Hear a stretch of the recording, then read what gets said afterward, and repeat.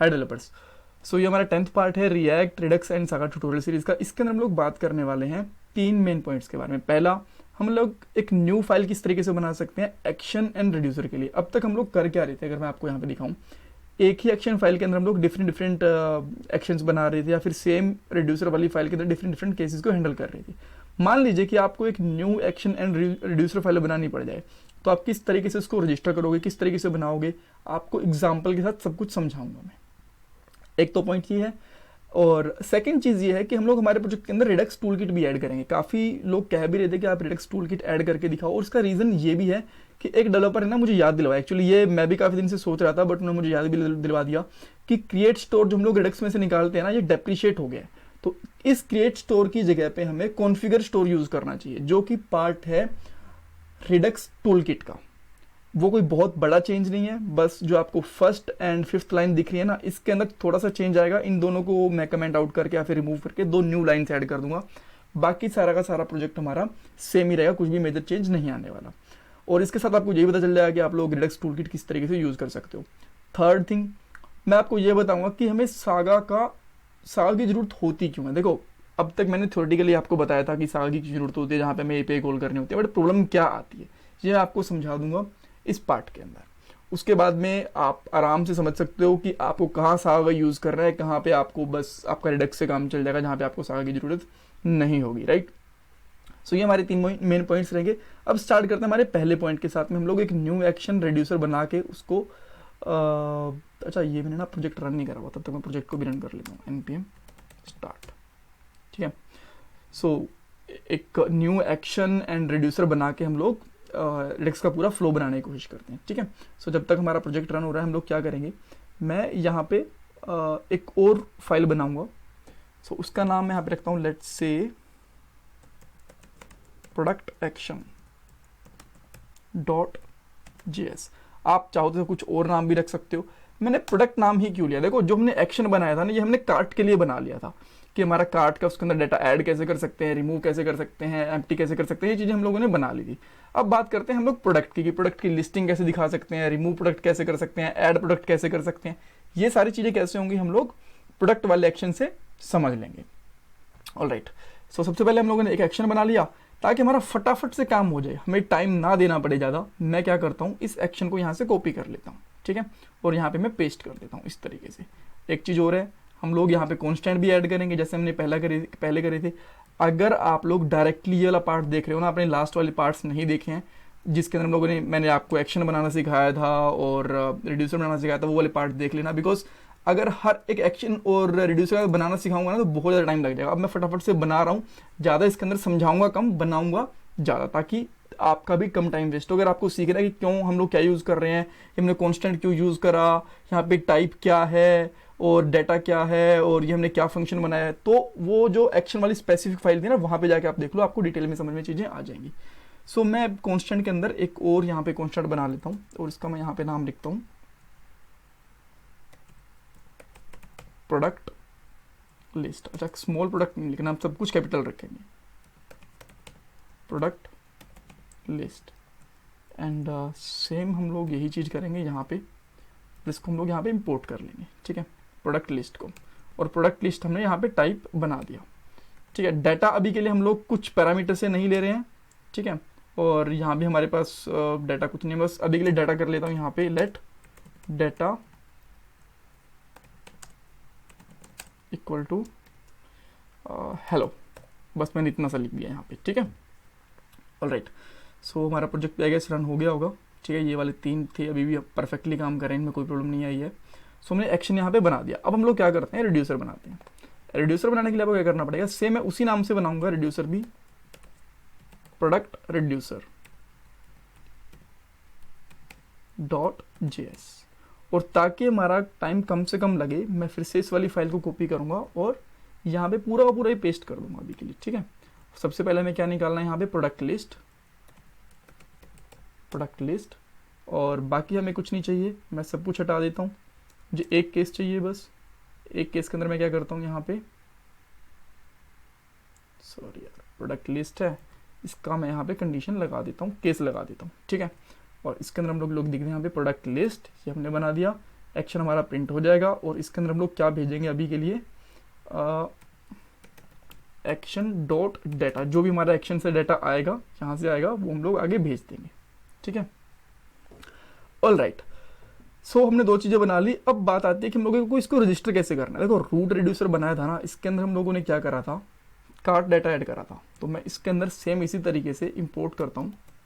अच्छा, इसके अंदर ना हमें जो हमने ये कुछ चीज़ें रह भी गई हैं एक्चुअली ना, यहाँ पे इसका नाम भी मुझे लिखना पड़ेगा, प्रोडक्ट लिस्टिंग, प्रोडक्ट लिस्ट कर देता हूँ। ठीक है, एंड यहाँ पे मैं लिख देता हूँ जो हमारा इसका रिड्यूसर का नाम था, इसका नाम मैं कर देता हूँ प्रोडक्ट डाटा।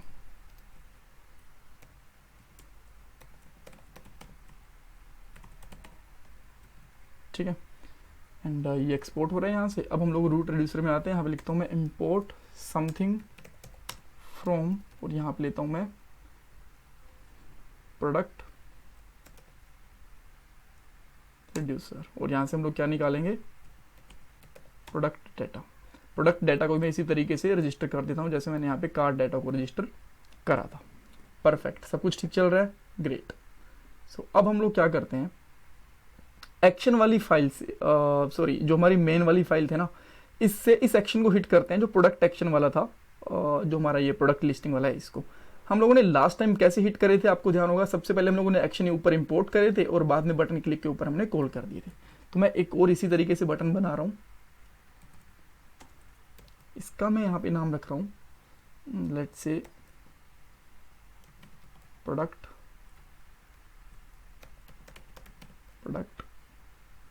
लिस्ट, और ये ऊपर से अपने आप इंपोर्ट भी हो गया। ठीक है, जैसे हम लोग इसमें एंटर करते हैं ना, so visual studio code use कर रहा हूँ, ये काफ़ी एफिशिएंट होता है, इसको अपने आप ही समझ में आ जाता है कि हम लोग कहाँ से इंपोर्ट करने की कोशिश कर रहे हैं। और यहाँ पे मैं लगा देता हूँ गेट प्रोडक्ट लिस्ट। ठीक है, अब हम लोग यहाँ पे आएंगे और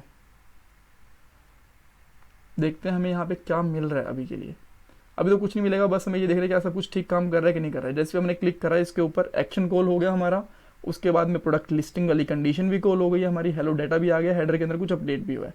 बट हमें हेडर भी अपडेट नहीं करना है, हमें जो चीज़ अपडेट करनी है ना वो है इसी फाइल के अंदर मेन डॉट के अंदर ही मान लो आपको डाटा चाहिए। ठीक है, कोई ज़रूरी नहीं है कि आपको जब आप गेट प्रोडक्ट करो तो आपको हेडर या किसी और कंपोनेंट में डाटा चाहिए, हो सकता है आपको, हो सकता है इसी कंपोनेंट में डाटा चाहिए।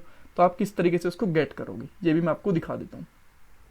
पहले हम लोगों ने हेडर में गेट करा था, किस तरीके से, वही यूज सेलेक्टर यूज़ करा था और बाद में हमें डाटा मिल गया, तो उसको रिजल्ट को हमने यूज़ कर लिया था यहाँ पे स्पैन के अंदर डाटा का काउंट दिखाने के लिए, जो कि ऐड टू कार्ट करने पे हमारी काउंट को इंक्रीज कर रहा है। अब हम लोग सेम डाटा निकालेंगे हमारे मेन डॉट जेएस के अंदर। सो मैं यहाँ पे क्या करता हूँ, सबसे पहले इंपोर्ट करूँगा, import something from react Redux, और यहाँ पे मैं निकालूंगा यूज सेलेक्टर। अब यूज सेलेक्टर मैंने निकाल लिया, अब इसका मैं यहाँ पे डाटा भी निकाल लेता हूँ। यहाँ पे एक कॉन्स्ट लेता हूँ, कॉन्स्ट डाटा रिजल्ट, जो भी आपको ठीक लगे वो आप लिख सकते हो। यूज सेलेक्टर यूज करा और ये आपको पता है कॉल बैक लेता है एक, और यहाँ पे हम लोग स्टेट लेंगे, स्टेट। अगर मैं पूरी की पूरी स्टेट को रिटर्न कर दूंगा तो क्या करेगा, ये पूरी का पूरे रिडक्स का डाटा मुझे लाके दे देगा। ठीक है, मैं यहाँ पे लिखता हूँ data in main component, main component use कर रहे हैं ना, और यहाँ पे मैंने डाटा प्रिंट कर लिया। तो ये अगर मैं स्टेट कॉल करूंगा तो पूरे पूरे रिडक्स का डाटा, यानी कि जो हमारे पास अभी दो स्टोर है ना, कौन से हैं मैं आपको दिखाता हूँ। यहाँ पे जाओगे तो कार्ट और प्रोडक्ट दोनों का डाटा निकाल के देगा। देखते हैं कैसे निकाल के दे रहा है। 3 आइटम है इसके अंदर ऐड टू कार्ट के लिए, जैसे ही गेट प्रोडक्ट के ऊपर कॉल करता हूँ मेन कंपोनेंट में आया, देखो इसने कार्ट डाटा भी निकाल के दिया, इसके अंदर 0 था, एंड प्रोडक्ट डाटा भी निकाल के दिया। इसने 0 इसलिए कर दिया बिकॉज ये एक बार के लिए रिफ्रेश हो गया था। ठीक है, सो मैं अभी इसके अंदर 3 या फिर 4 5 जितनी भी आपको आइटम ऐड करने हैं उतने आइटम मैंने ऐड कर दिए, और मैंने अब गेट प्रोडक्ट के ऊपर कॉल करा। ओके, इसके ऊपर इसका जो डाटा है इसको 0 सेट कर दे रहा है। सो लेट मी चेक कि ऐसा क्यों कर दे रहा है।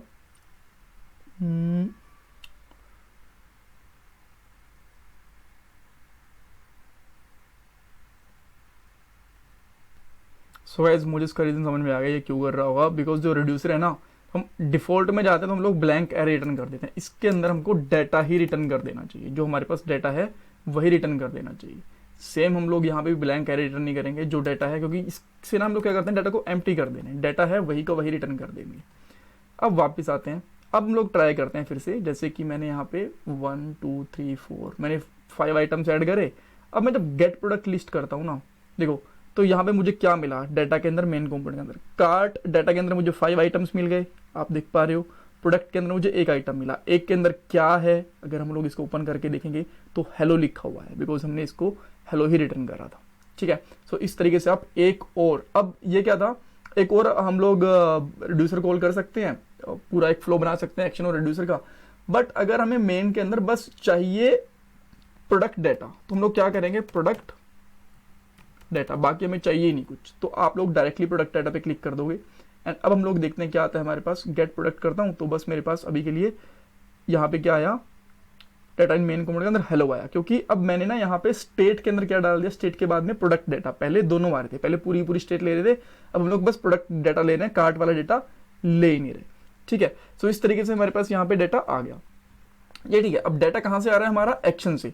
एक्शन के अंदर हम लोगों ने अभी के लिए स्टैटिक डाटा लगाया था, यहाँ पे देखो यहाँ पे मैंने हेलो लिखा था, अगर मैं यहाँ पे लिखता हूँ उसको हेलो हाउ आर यू, तो फिर आपको क्या मिलेगा, इसके अंदर जितना भी हमारा डाटा होगा एक्शन के अंदर वो यहाँ पे मिल गया, हेलो हाउ आर यू। अगर हमें कुछ एक्शंस मेन फाइल से चाहिए होता तो हम लोग पैरामीटर में पास कर सकते थे, जैसे हमने पहले करा था, आप लोगों ने देखा होगा ना, यहाँ पे कार्ट के अंदर और रिमूव के अंदर हम लोग पहले से डाटा लेके आ रहे थे, उस तरीके से कर सकते थे, बट हमें जरूरत नहीं थी तो हमने नहीं करा। अब मान लीजिए कि जब प्रोडक्ट लिस्ट की बात कर रहा हूं तो मैं एक एपीआई कॉल करना चाहता हूं। ठीक है, सो अब एपीआई मैं कहां से ले गया हूं, लेट मी जस्ट चेक सम फेक एपीआई ना, ये वाली फेक एपीआई मिल जाएगी। ठीक है, इसके अंदर अभी ये एपीआई है, ओपन एपीआई है, आप भी यूज कर सकते हो, इसका लिंक मैं डिस्क्रिप्शन बॉक्स में दे दूंगा। ठीक है, ओपन एपीआई है बिल्कुल, इसमें कोई प्रॉब्लम नहीं है, आप इसको एक बार के लिए कॉल कर सकते हो। तो मैं यहाँ पे उसका डाटा एपीआई से कॉल करने की कोशिश करता हूँ, और बाद में जब हम कॉल करेंगे ना तब आएगी हमें एरर, बिकॉज यहाँ पे हम लोग एसिंक डाटा को कॉल करने की कोशिश करें, तब आपको समझ आएगा कि सागा का क्या यूज है। अच्छा सॉरी यार, उससे पहले ना मैं आपको रिडक्स टूल किट वाला बताता हूँ, सॉरी ये वाली चीज़ भी जरूरी थी। सो मैं यहाँ पे क्या करता हूँ, आपके लिए सबसे पहले वापस प्रोजेक्ट पे जाऊँगा और यहाँ पे ना टर्मिनल ओपन करूँगा और मैं रिडक्स टूल किट को इंस्टॉल करूँगा। ठीक है, सो हमें यहाँ पे क्या करना पड़ेगा, यहाँ पे हम लोग सिंपली लिखेंगे npm i या फिर npm install @ और उसके बाद में लिखेंगे हम लोग Redux JS/toolkit। Let me check spelling, कुछ गलत तो नहीं कर दिया मैंने।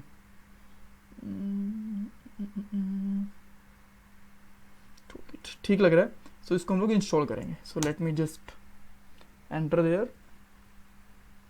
और अब ये इंस्टॉल हो जाएगा। इंस्टॉल होने के बाद में हमें टूलकिट का यूज़ कहाँ करना था, स्टोर के अंदर, जो अब यहाँ पे आपको दिख रहा है ना क्रिएट स्टोर, ये आपको यहाँ पे भी लाइनिंग आने लग गई है अब। सो इसको हम लोग हटाएंगे और हम लोग हमारा जो रिडक्स टूलकिट है उसको यूज़ करेंगे। उसके अंदर क्या होता है ना, ये इंस्टॉल हो चुका है, परफेक्ट।